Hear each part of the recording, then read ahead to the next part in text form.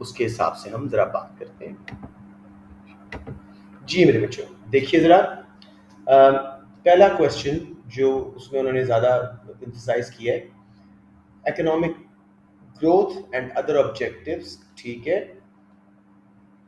कि economic growth अगर हम हासिल करने जाते हैं तो क्या पॉलिसीज यूज करनी चाहिए और अदर ऑब्जेक्टिव्स पे क्या असर आएगा, मतलब समथिंग लाइक दैट उन्होंने अपने वीडियो में बोला है। So let's take ideas from you guys first और फिर उसके बाद हम इसको जरा अच्छी तरह करते हैं।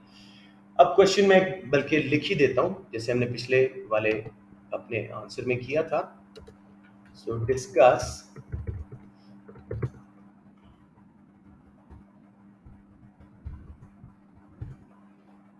if policies to achieve economic growth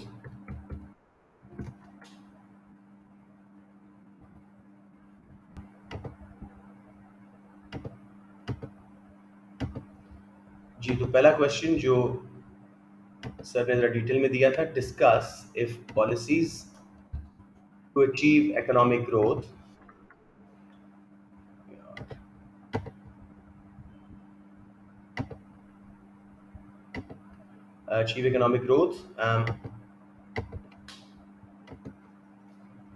will result in,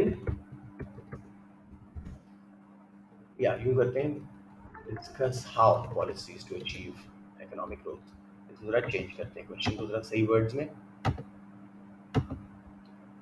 जी, तो अब आ गया डिस्कस हाउ, बल्कि पास्ट पेपर क्वेश्चन एग्जैक्टली भी याद भी आ गया। Policies to achieve economic growth affect other aims, aims of the government, affect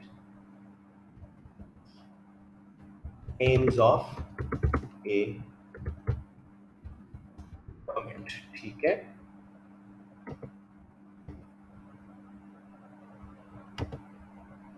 तो if we start with this, यार ये बच्चे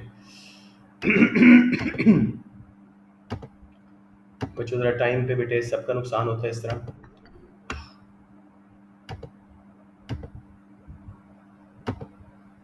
राइट जी, तो look back at the question, discuss how policies to achieve economic growth affect aims of a government। क्या वो कहता है कि does it mean all aims can be achieved? ठीक है, some aims have to be compromised, something like that। आप समझ रहे हैं? तो महिरा, ये भी एक पॉलिसीज का क्वेश्चन है। Do you think you're having problem with this or you clear with this? ऐसा ही क्वेश्चन इंशाल्लाह आपको आएगा, वो कोई एक आधा ऐसा होता है जो बच्चों को बहुत तंग करता है। Right, let's see, like I keep saying, इंशाल्लाह सिंपलिश पेपर आएगा, आप लोग विल बी हैप्पी टुमारो, इंशाल्लाह डे आफ्टर टुमारो। तो लेट्स स्टार्ट विद इसके आइडियाज। सबसे पहले बेटे प्लीज उस वक्त पैनिक ना कीजिएगा, keep to the scheme of works, यानी नॉलेज एंड एनालिसिस के मैंने 14 मार्क्स लेने हैं, फिर उसकी लिमिटेशंस बता के इवैल्यूएशन के 4 और फिर 2 उसके अंदर कंक्लूजन के 6 मेरे पूरे। That's how we can attempt it. अगर आप ये 3 इससे सही अटेम्प्ट कर गए, कम से कम भी 12-14 marks even medium preparation student भी इसमें ले सकता है। सबसे पहले मुझे बताएं इसमें की टर्म कौन सी है, 2 की टर्म्स,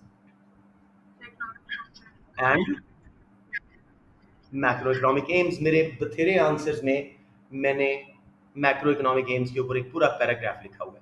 क्या सबको ये पैराग्राफ याद है, आइडिया है? किसी को बताने की जरूरत है? मेन एम्स 4 और फिर सब्सिडरी एम्स, ताकि आप माइंड में ऑलरेडी ही एक क्लिक्स रख सकें कि भाई मैंने अनएम्प्लॉयमेंट चेक कर दिया है, मैंने इकोनॉमिक ग्रोथ देख लिया है, मैंने इन्फ्लेशन देख लिया है, मैंने बैलेंस ऑफ पेमेंट का बैलेंस देख लिया है, मैंने इनकम इनइक्वालिटी देख ली है, एक्सचेंज रेट स्टेबिलिटी देख ली है। समझ रहे हैं? तो ये आप पहले शॉर्ट पैराग्राफ ऑन एम्स, ठीक हो गया। एक बार मैं आपको अपने उस डॉक्यूमेंट से ये पैराग्राफ पढ़ा ही देता हूँ, ताकि जिन बच्चों की अभी तक इस पे नज़र नहीं पड़ी वो भी इसको ज़रा अच्छी तरह देख लें। It's just, I know for some kids it will be like ये क्या सर बार बार करवा रहे हैं, लेकिन please understand, I have got batch of students that I need to cater, so I need to kind of into these things. जी देखिए, main macroeconomic aims of a government are attaining full employment, which equates to the natural rate of unemployment (NRU) and is usually around 3% unemployment rate. They also aim for price stability, which means a low and stable rate of inflation, balance of payment equilibrium over time, and within its different accounts, as neither surpluses nor deficits are good for the country. They also aim for Same. They also aim for sustainable economic growth that lasts for future generations, is inclusive, yani benefits will be fairly spread amongst different groups. We have better living standards, better education, healthcare, environment, etc. Subsidiary aims: exchange rate stability, poverty alleviation, income distribution अच्छी करना.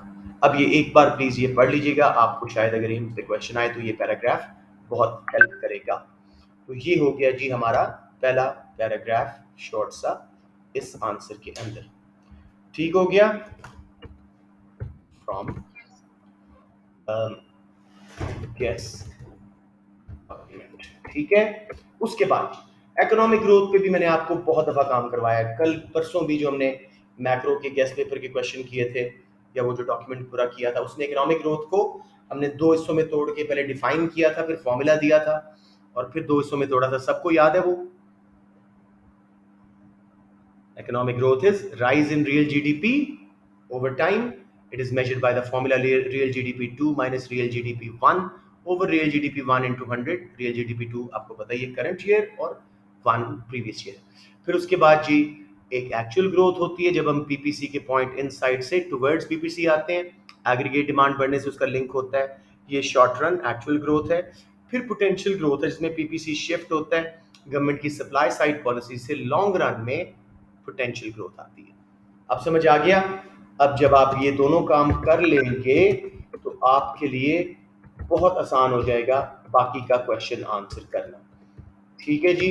अब जी short run economic growth जो आपका जी जी जी जी. अच्छा जी, बच्चे आ रहे हैं अब, लेट आ रहे हैं, वो काफी सारे. राइट. हमें तीनों करनी पड़ेंगी. डिमांड साइड भी, क्योंकि वो एक्चुअल ग्रोथ के लिए है, फिजिकल एंड मॉनेटरी एक्सपेंशनरी, और सप्लाई साइड क्योंकि वो पोटेंशियल ग्रोथ के लिए है. और फिर हम एम्स के ऊपर पूरी बात कर लेंगे. Are you clear on this बेटे? तो गेन वही चीज है.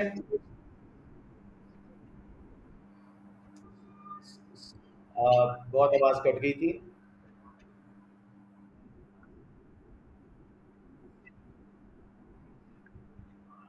एम से लिंक करना है ना, पॉलिसीज के एक्सपेंशन करके सारा कुछ. ठीक है ना. माइक बंद कर दे प्लीज. इस बच्चे ने बिल्कुल सही कहा. तो अब हम G for actual growth, government uses expansionary, fiscal, and monetary policies. I am sure almost all of you should know their tools, how they work, कैसे एग्रीगेट डिमांड को राइट पे शिफ्ट कराते हैं, कैसे मल्टीप्लायर इफेक्ट आता है, और फिर एम्स पे क्या असर पड़ता है.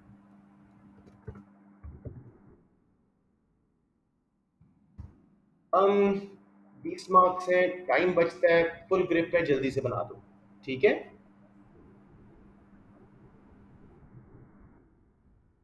जी जी. दूसरा कौन सा आईडी वाला?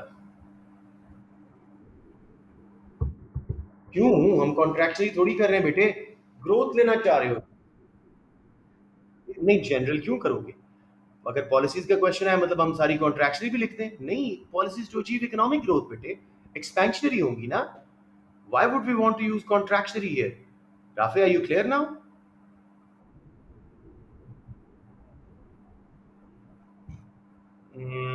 Okay fine. अच्छा जी.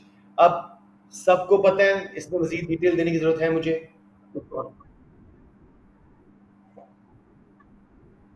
जी वही मल्टीप्लायर वाला, वो जो राफे कह रहे थे 45 डिग्री लाइन वाला बनेगा इसमें. Sure. ठीक है, तो मैं कहूँगा जी use AD ji ji.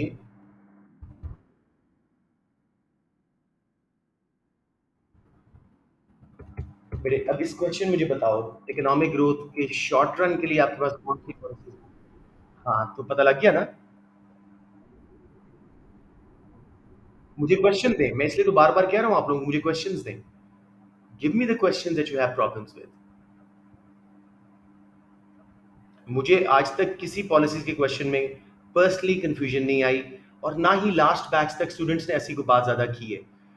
Because सारी बात है, मैक्रो पे इतना काम हम नहीं करते होते थे, तो शायद इसलिए। लेकिन आप मुझे बताएं, क्वेश्चंस भेजिए मुझे, I am totally happy to answer, ठीक है ना।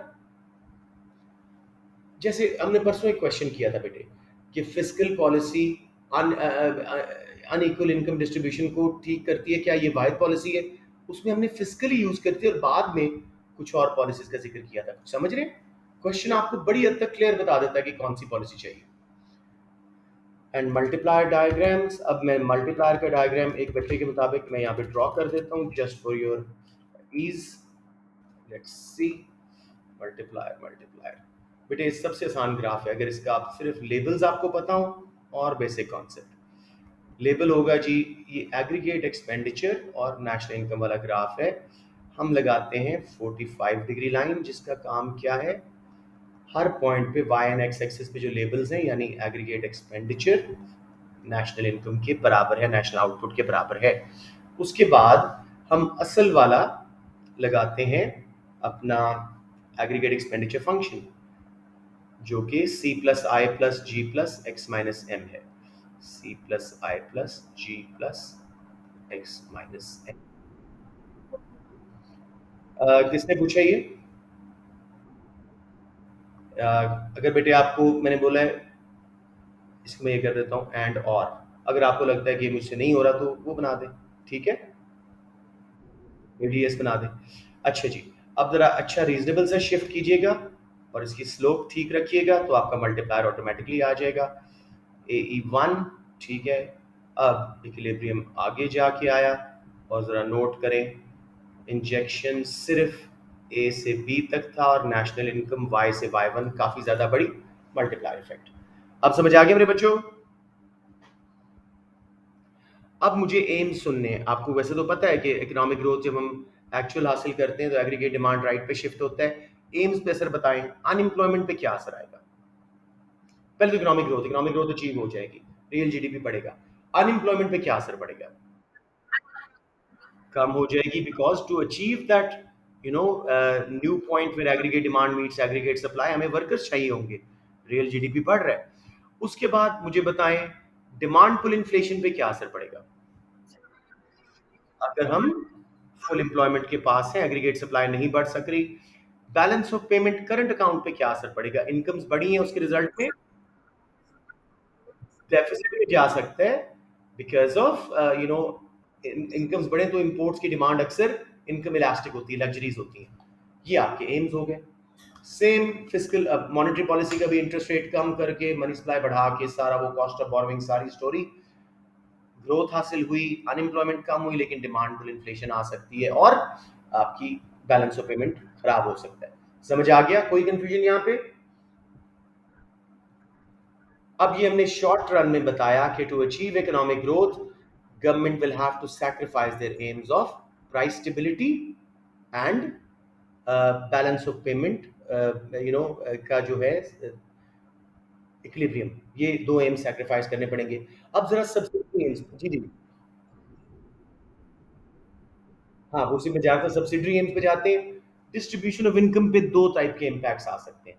अगर ये इकोनॉमिक ग्रोथ इंक्लूसिव थी, मतलब सबके लिए जॉब अपॉर्चुनिटीज क्रिएट हुई थी, कोई प्रेफरेंसेस डिस्क्रिमिनेशन वगैरह नहीं थी, अगर स्मॉल बिजनेसेस ने भी हिस्सा लिया था इस इकोनॉमिक ग्रोथ में, गवर्नमेंट की पॉलिसीज इस तरह की डिजाइन थी कि इंक्लूसिव इकोनॉमिक ग्रोथ आए तो रीडिस्ट्रीब्यूशन ऑफ इनकम भी अच्छी हो जाएगी, क्योंकि गवर्नमेंट के पास टैक्स रेवेन्यू आएगा, वो ट्रांसफर पेमेंट्स वगैरह दे सकेंगे। लेकिन अगर इंक्लूसिव नहीं थी इकोनॉमिक ग्रोथ, चंद बिजनेसेस ही लार्ज वाले कंट्रीब्यूट कर रहे थे जीडीपी में, तो फिर इनकम डिस्ट्रीब्यूशन अनफेयर हो जाएगी। अब समझ आ गया मेरे बच्चों?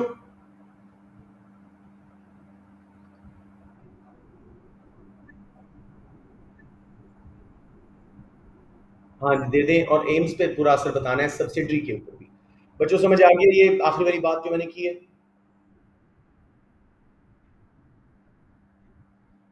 क्या कह रहे हैं, क्या कह रहे हैं?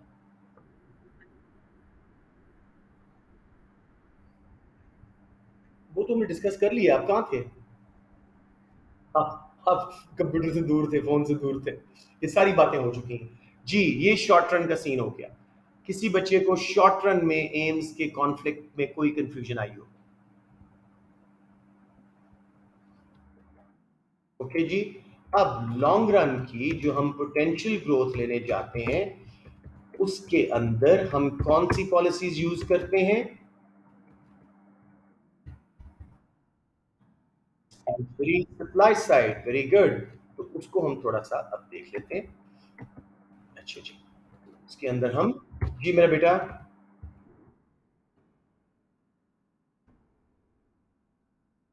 फिजिकल मॉनिटरी दोनों करेंगे बेटे, फिर बस के बाद दोनों के बाद यही ग्राफ बन जाएगा। दोनों का सेम इफेक्ट है, ठीक है ना? सप्लाई साइड पॉलिसीज, ठीक है। अब इसमें चार एक पकड़े: education and training of labour, infrastructure development, ठीक है जी, फिजिकल भी और ह्यूमन कैपिटल भी साथ में आ जाएगा। इसके अलावा आपका जो होता है इसके अंदर एक technology and research and development into new technology, वो कर लीजिएगा। इसके अलावा आप removal of barriers to entry in various industries, वो कर लीजिएगा। उसके रिजल्ट में शॉर्ट रन में कॉन्फ्लिक्ट आएगा, इकोनॉमिक ग्रोथ आएगी क्योंकि सारी सप्लाई साइड पॉलिसीज में जॉब्स भी क्रिएट होंगी, सारा कुछ। वक्ती तौर पे डिमांड पुल इन्फ्लेशन आएगी क्योंकि गवर्नमेंट स्पेंडिंग या investment by firms short run में डिमांड पुल इन्फ्लेशन कॉज करती है। ब्रेन ड्रेन होगा, आपका पढ़ा लिखा वर्कर मुल्क से बाहर भी चला जाएगा, तो उससे आपके मुल्क में स्किल्ड वर्कर्स की कमी भी आ सकती है, ठीक है। और क्योंकि वो बाहर चले गए तो आपके एक्सचेंज रेट पे भी बुरा असर पड़ सकता है। अब उसके बाद लॉन्ग रन में जब हमारा LRAS पूरा बाहर शिफ्ट हो जाएगा, एज अ रिजल्ट आपके सारे एम्स हासिल हो जाएंगे, ना सिर्फ ग्रोथ और अनएम्प्लॉयमेंट, बल्कि बैलेंस ऑफ पेमेंट भी अच्छा, क्योंकि कॉस्ट ऑफ प्रोडक्शन अब कम है, एग्रीगेट सप्लाई लॉन्ग रन वाली शिफ्ट हो गई है, सारे एम्स इकट्ठे हासिल हो जाएंगे। और आप ये वाला ग्राफ बना सकते हो, पोटेंशियल ग्रोथ वाला। बच्चों समझ आ गई मेरी बात, या थोड़ा सा मजीद लिख दूं?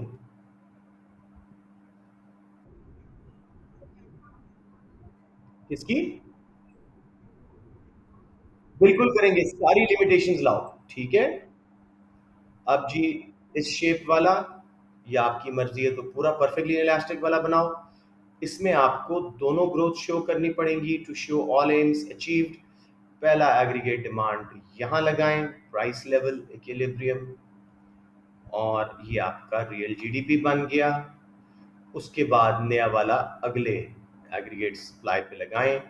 अब देखो मेरा बेटा, ग्राफ ही आपको बता रहा है, रियल जीडीपी बढ़ रहा है, इकोनॉमिक ग्रोथ आ रही है, अनएम्प्लॉयमेंट कम हो रही है, प्राइस लेवल नहीं बढ़ रहा, इसलिए लोग इंपोर्ट्स भी नहीं करेंगे, बैलेंस ऑफ पेमेंट खराब नहीं होगा। प्राइस लेवल नहीं बढ़ रहा, इसकी वजह से आपकी एक्सपोर्ट्स कंपेटिटिव हो जाएंगी और उनकी डिमांड बढ़ जाएगी, बैलेंस ऑफ पेमेंट भी ठीक हो जाएगा। Income distribution still remains questionable, क्योंकि किस तरह की ग्रोथ थी, इंक्लूसिव के नहीं, ठीक हो गया। एक्सचेंज रेट आपका अलबत्ता हमेशा इसमें फायदा होगा, अप्रिशिएट होगा। एवरीवन क्लियर जी? सारे एम्स पे ग्रोथ का ताल्लुक समझ आ गया? ये वाला कौन बच्चा है? उम्मे कुलसुम, ठीक है ठीक है ठीक है जी। बेटे आप कुछ पूछ रहे थे साथ?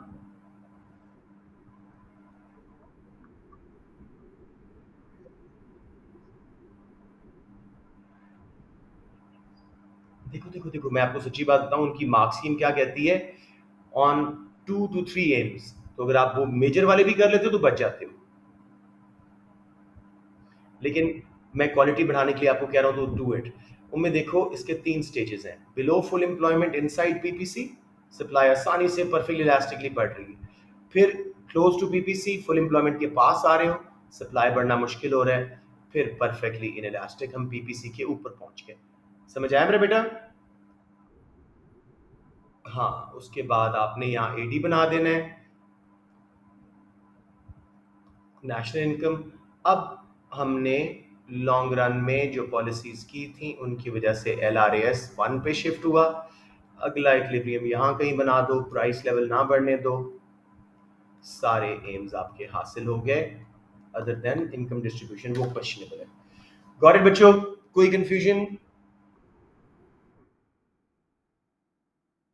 पीपीसी वाले से आप एम कैसे दिखाएंगे, मेरा ये कंसर्न है। प्राइस लेवल नहीं दिखा पाओगे, रियल जीडीपी नहीं दिखा पाओगे, समझ रहे हो ना? हाँ, पीपीसी वाले से ये कम नहीं चलेगा। जी मेरा बेटा, ये आपका क्वेश्चन हो गया। Any question? Sorry. Okay Ryan, हमने इसमें क्या किया, ये तो मैंने बहुत डिटेल में दिया था। Discuss how policies to achieve economic growth affect aims of government. वो इसको कई एंगल से फेंक सकता है आपके ऊपर कि economic growth always results in achievement of all government macro economic AIIMS. कुछ भी हो, बात तो वही है ना। तो हमने इसमें पॉलिसीज का भी जिक्र किया, तो short paragraph on government AIIMS, short paragraph on economic growth, both actual and potential, short paragraphs। अब जो अच्छे बच्चे हैं यहाँ पे बना सकते हैं पीपीसी और वो वाले ग्राफ, एग्रीगेट डिमांड वाले और पीपीसी की तरफ मूवमेंट वाले, या shift of PPC long run aggregate supply वाले, जिनको बहुत ग्रिप है। क्योंकि जैसे मुझे बनाने हो तो मैं 10 सेकंड में दोनों ग्राफ बना सकता हूँ। अगर आपको इतनी ग्रिप है कि विद इन 30 सेकंड्स बना सकते हो तो बना दो। अब जी, फॉर एक्चुअल ग्रोथ यानी short run growth, government uses expansionary fiscal and monetary policies. सारा उसका एक्सपेंशनरी सिस्टम पूरा बता के, टैक्सेस कम होने से, गवर्नमेंट स्पेंडिंग से कैसे इंजेक्शन आता है, एग्रीगेट डिमांड बढ़ती है, इकट्ठे ही बता दें। इंटरेस्ट रेट कम होने से, मनी सप्लाई बढ़ाने से कैसे एग्रीगेट डिमांड बढ़ती है, कॉस्ट ऑफ बोरोइंग के through, return of saving through injection आते हैं। As a result aggregate demand को बाहर शिफ्ट कराएं। ठीक है, इकोनॉमिक ग्रोथ भी आ गई, मल्टीप्लायर भी आ गया, अनएम्प्लॉयमेंट बहुत आपने कम कर ली, फुल एम्प्लॉयमेंट के पास पहुंच गए। लेकिन आपका जो एग्रीगेट डिमांड बढ़ा था, अगर हम फुल एम्प्लॉयमेंट पे पहुंच गए तो उसके रिजल्ट में सप्लाई नहीं बढ़ सकेगी एग्रीगेट, और डिमांड फुल इन्फ्लेशन आएगी। इनकम्स बढ़ी थी, इंपोर्ट्स बहुत करोगे, बैलेंस ऑफ पेमेंट डिफिसिट में चला जाएगा। यहां तक हैदर आपके मार्क्स पूरे हो चुके हैं। अब इनकम डिस्ट्रीब्यूशन पे बात करोगे कि अगर ये ग्रोथ इंक्लूसिव थी, सबके लिए अपॉर्चुनिटीज क्रिएट की गई थी, not for certain groups of industries and staff, तो उसके रिजल्ट में इनकम डिस्ट्रीब्यूशन भी बेहतर हो सकती है। साथ गवर्नमेंट को बहुत टैक्स रेवेन्यू मिल रहा है, जिसको वो अनएम्प्लॉयमेंट बेनिफिट्स वगैरह पे दे के, ट्रांसफर पेमेंट दे के बेहतर कर सकते हैं। राइट जी। इकोनॉमिक डेवलपमेंट का एम भी आप ला सकते हो कि गवर्नमेंट अगर एजुकेशन हेल्थ केयर पे स्पेंड कर देती है वो टैक्स का पैसा, तो इकोनॉमिक डेवलपमेंट भी हासिल हो जाएगी। लेकिन demand pull inflation, balance of payment, income inequalities हाथ से निकल सकते हैं। अब उसके बाद economic development, not sustainable growth. हाँ बिल्कुल, वो आप कैंसिल कर दें, उसको बिल्कुल यूज करें। अगर आपके पास ये कॉन्सेप्ट आ रहा है वो यूज कर दें।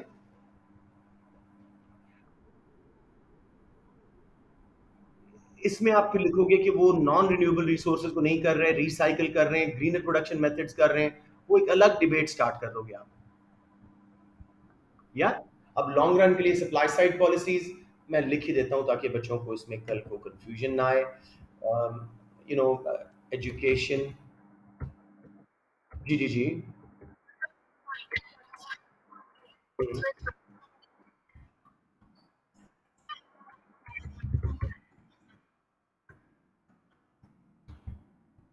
मार्शल लर्नर यहाँ पे जरूरत नहीं पड़ेगी मेरे बेटा। मुझे लगता है हम ऑफ ट्रैक चले जाएंगे। मेन पहले कर लो, एम्स पे असेट सही जरा कर लो। वो बहुत ज्यादा, क्योंकि वो ये नहीं पूछ रहा। इकोनॉमिक ग्रोथ आपका मेन टॉपिक है, बैलेंस ऑफ पेमेंट का short run long run topic नहीं है मेन, ठीक है ना? इंफ्रास्ट्रक्चर लिख दें, एक स्टेटमेंट दे दें, but don't go too much in depth in making J curves and all that. Infrastructure development, और इसके अलावा आप क्या कर सकते हैं जी, टेक्नोलॉजी। सो ये आप चार सप्लाई साइड पॉलिसीज यूज करें, उनका इफेक्ट एम्स पे बताएं, ये ग्राफ बनाएं। शॉर्ट रन में डिमांड पर इन्फ्लेशन भी आएगी, कॉस्ट भी आएगी, गवर्नमेंट की अपॉर्चुनिटी कॉस्ट भी आएगी, वक्ती तौर पे शायद टैक्सेस बढ़ाने पड़े, उससे इनकम डिस्ट्रीब्यूशन भी जो है वो बेहतर होगी, लेकिन इकोनॉमिक ग्रोथ फॉल करेगी वक्ती तौर पे। लॉन्ग रन में जाके हमारे सारे एम्स हासिल हो जाएंगे। आप समझ आ गया मेरे बेटे पूरे क्वेश्चन का स्केच? ओके। क्या?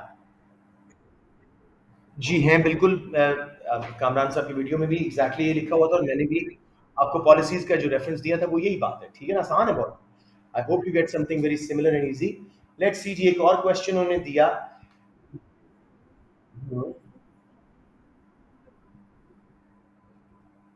Philips curve, inflation and unemployment.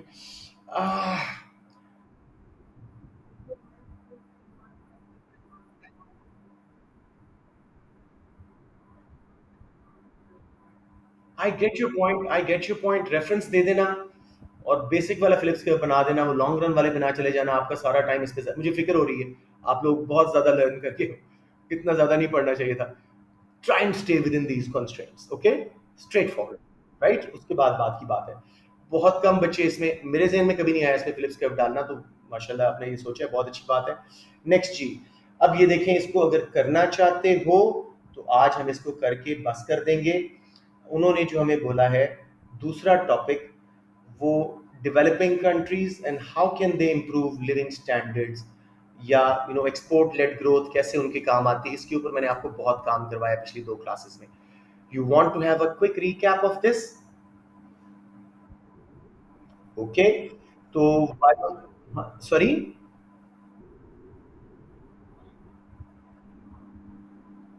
क्या होते हैं?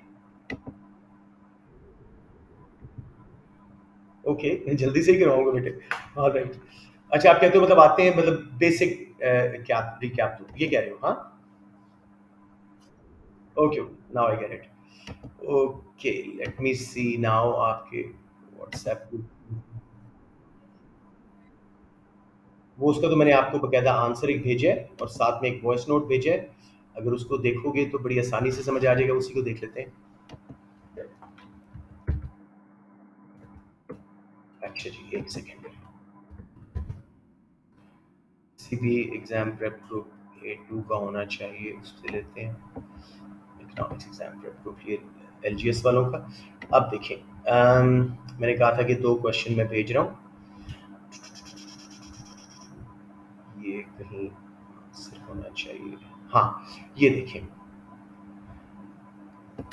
with the help of a circular flow diagram, discuss how a policy of export-led growth might affect the standards of living in a developing economy, low income economy वो बोलेंगे, अब वो developing का word शायद use ना करें, so don't get flustered by that, same चीज़ है।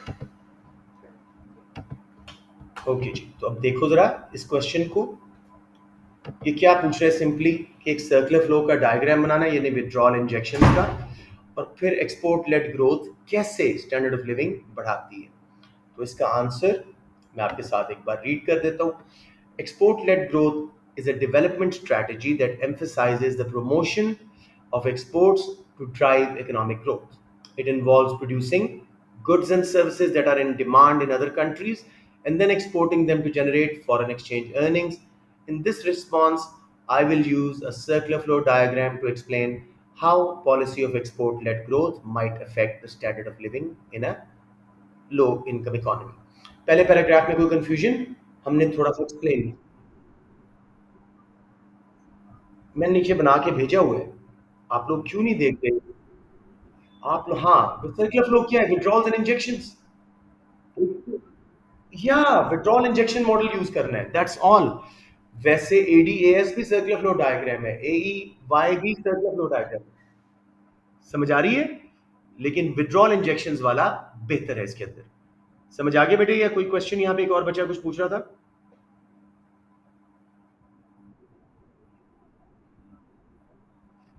नहीं, सर्कुलर फ्लो ऑफ इनकम का बेसिक वो जो कॉन्सेप्ट है वो AS में चला गया है, लेकिन withdrawal and injection circular flow को ही बता रहा है ना आपके मुल्क में, circular flow of money हो रहे ना।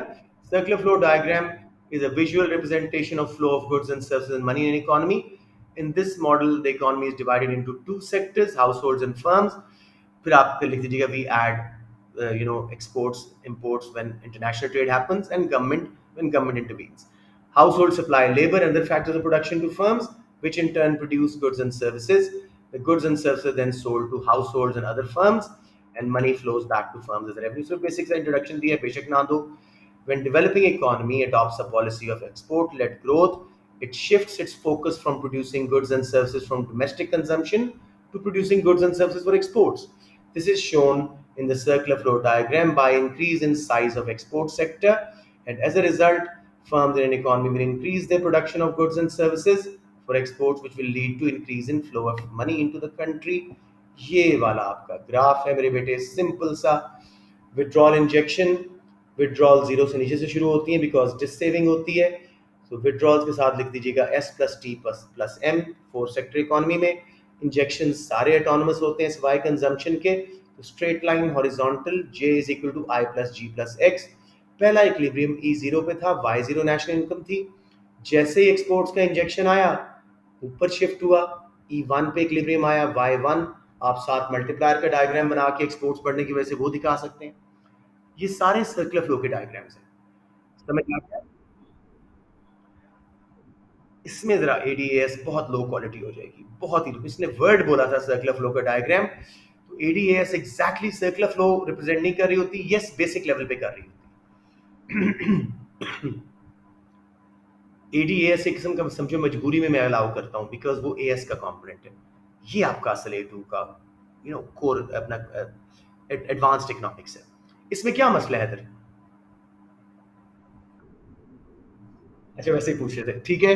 Any questions on this graph before I go back to the question?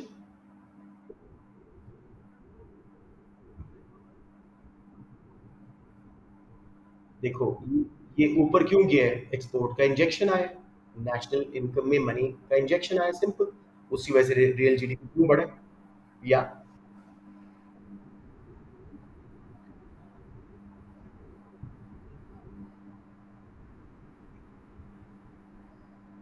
मतलब कौन सा वाला, मल्टीप्लायर वाला?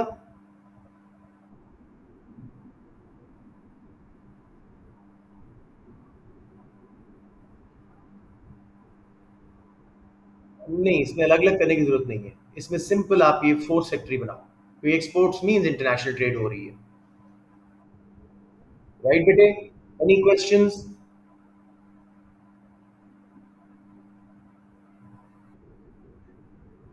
जी ये तो मैंने बताया बेटे। देखो एक्सपोर्ट का इंजेक्शन आया, मनी सप्लाई मुल्क में बढ़ी, जिसकी वजह से रियल जीडीपी बढ़ा, फर्म्स के पास पैसा है, उन्होंने ज्यादा आउटपुट बनाई, लोगों के पास ज्यादा वेजेस आएंगी। तो ये सर्कुलर फ्लो में इंजेक्शन आया ना। अगर यही कोई विड्रॉल दिखाते तो नेशनल इनकम कम हो जाती। एग्जैक्टली वही चीज है।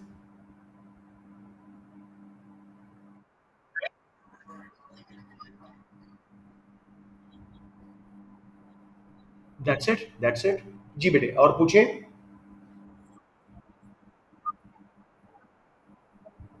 बिल्कुल होता है, बिल्कुल होता है। ठीक है, मतलब इसके साथ आप एडीएस वाला एक्सपोर्ट के इंजेक्शन में से एग्रीगेट डिमांड को बाहर शिफ्ट कर दो, एग्जैक्ट वही डेरिवेशन बन गई। आपको डिराइव्ड वाले नहीं चाहिए होंगे बेटे। बिल्कुल होती है। अगर सेविंग टैक्सेस या इंपोर्ट्स, लेट्स से गवर्नमेंट ने टैक्सेस बढ़ाए हैं, ठीक है, तो फॉर एग्जांपल इनडायरेक्ट टैक्सेस वगैरह, तो ये पूरा शिफ्ट हो जाएगा टुवर्ड्स अपवर्ड्स शिफ्ट हो जाएगा, ठीक है। और अगर सेविंग्स वगैरह बढ़ती हैं, टैक्सेस वगैरह बढ़ते हैं, तो फिर ये नीचे शिफ्ट हो जाएगा। सॉरी सॉरी, हाँ सेविंग्स अगर बढ़े, एक मिनट उल्टा बोल रहा हूँ, एक मिनट, एक सेविंग्स अगर कम होती हैं तो ये शिफ्ट होगा नीचे, और अगर बढ़ती हैं तो ऊपर, ठीक है।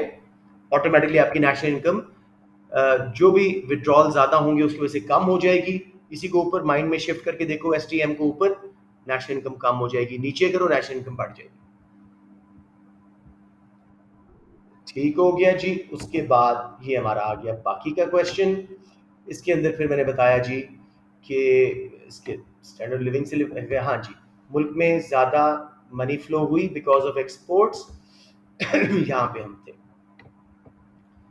which will have several effects on standard of living in a developing economy. First, it will increase the income of workers in the export sector, which will lead to an increase in their standard of living.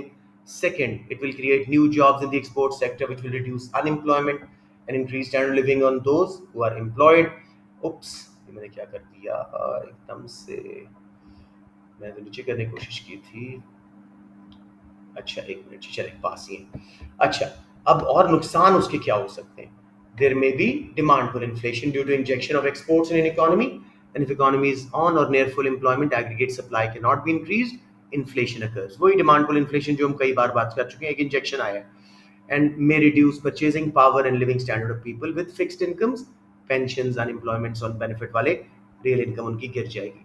Country will become susceptible, in danger to international demand changes. For example, if there is a recession in other countries, exports demand will fall, and so will living standards of the country depending on exports. In conclusion, a policy of export-led growth can have both positive and negative effects on the standard of living in a developing economy.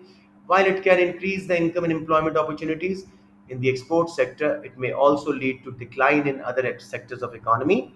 It is important for policymakers to carefully consider the potential trade-offs and to design policies that can promote balanced and sustainable economic growth. समझ आ गया मेरे बच्चों या कोई confusion?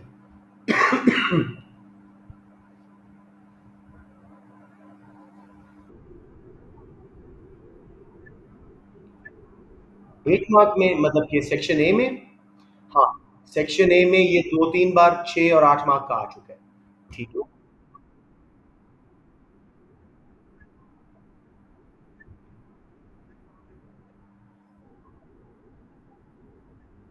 हाँ, बस इससे वो बेनिफिट लाएगा और कुछ लिस्ट लिस्ट कर दोगे, बेनिफिट्स प्रॉब्लम को लिस्ट कर दोगे।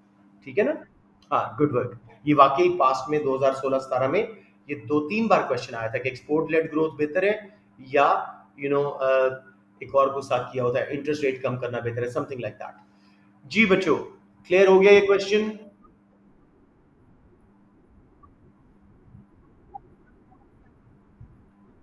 मैंने आपको कल भी बताया था, 7 पॉइंट्स मैंने आपको बताए थे। उनको मेरे नोट्स में है, मैं आपको एक बार ज़रा जल्दी से दिखा देता हूँ, ताकि आप लोगों को ये एक बार टोटली क्लियर हो जाए और you have no problems with that. मैं इसको अब सही भी नहीं करता, मैं नीचे जल्दी से आपको दिखा देता हूँ, बल्कि नोट्स में सॉरी A2 मैक्रो नोट्स इतने मैंने डॉक्यूमेंट डाल दिए ना कि मुझे मिलते नहीं है।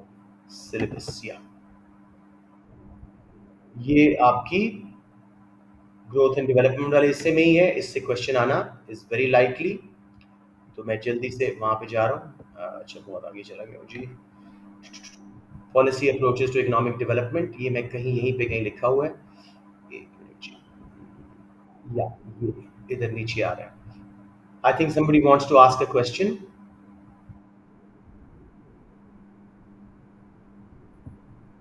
बेटे अगर बात करनी है तो करो, वरना माइक बंद कर दो, ये आवाज बहुत आ रही है आपकी। जी जी पूछ रहे हैं। अच्छा, ये आपका आंसर है। Policies approaches to economic development, इसमें एक्सपोर्ट लेड ग्रोथ भी है, इसमें एफडीआईज को इनकरेज करना भी है। आप सब पे पूरा पूरा क्वेश्चन कर चुके हो। लेकिन क्योंकि developing countries like low income countries depend करते हैं एग्रीकल्चर पे, तो सबसे पहला पॉइंट इंक्रीजिंग एग्रीकल्चरल प्रोडक्टिविटी आपके लिए बहुत सॉलिड होगा। ठीक है, ये पढ़ लीजिएगा अच्छी तरह, या एक बार पढ़ दूं आपके साथ, जल्दी से बता दें मुझे।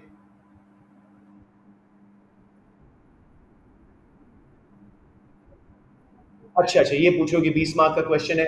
आई would say 5 policy approaches well explained should be enough with the conclusion. तो ये देखो, export oriented industries, import subsidising industries. जी जी जी।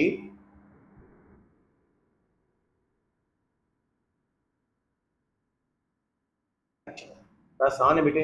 एक्सपोर्ट ओरिएंटेड क्या है जी? आप वो चीजें अपने मुल्क में बढ़ाएं, आउटवर्ड ओरिएंटेशन करें, यानी वो चीज़ें बनाएं ज़्यादा जिसकी एक्सपोर्ट्स की डिमांड ज़्यादा है। जैसे आजकल आईटी, वेब डेवलपमेंट, ये क्रिप्टोज, इन चीज़ों के स्पेशलिस्ट सर्विसेज की बहुत ज़्यादा डिमांड है। तो अगर इसमें हम जैसे इंडिया ने किया, हम भी अपनी आईटी को स्ट्रॉन्ग कर लें, तो हम वो एक्सपोर्ट ओरिएंटेड इंडस्ट्री को कंपैरेटिव एडवांटेज बना रहे हैं। इंपोर्ट सब्सिट्यूटिंग, हर कंट्री की अपनी इंपोर्ट्स होती हैं। जैसे हम लोग गाड़ियाँ वाड़ियाँ मंगवाते हैं बहुत ज़्यादा, मशीनरी, तो वो अपने मुल्क में बनाना शुरू कर दें। अपनी इन्फेंट इंडस्ट्रीज को प्रोटेक्ट करें टैरिफ्स वगैरह के थ्रू, कुछ अर्से के लिए अपना कंपैरेटिव एडवांटेज बनाएं, ताकि हम दुनिया से मंगवाने की बजाय अपनी गाड़ियां यूज करें, अपनी मशीनरी, अपने एयर कंडीशन, ये सब कुछ। आप समझ आ गया? वेलकम है बेटा। एनीवन एल्स जी? ये इन्वेस्टमेंट का बड़ा अच्छा पॉइंट है। वर्चुअस साइकिल इसके अंदर आता है, बड़ा आसान हो जाता है एक्सप्लेन करना। मल्टीनेशनल्स, साथ साथ सब पॉलिसीज की थोड़ी थोड़ी लिमिटेशंस करते जाना मेरे बेटा। मैंने सब में इसमें लिमिटेशन लिखी है। However, developing countries find it difficult to arrange funds for investment. साथ साथ like multinationals take their profits back home to their country, sustainable economic development नहीं करते। थोड़ा थोड़ा सबकी इवैल्यूएशन करते जाना, ताकि आपको एंड पे सिर्फ कंक्लूजन करना पड़े। समझ आ गया मेरे बच्चों? कोई confusion? Shall I close the class now?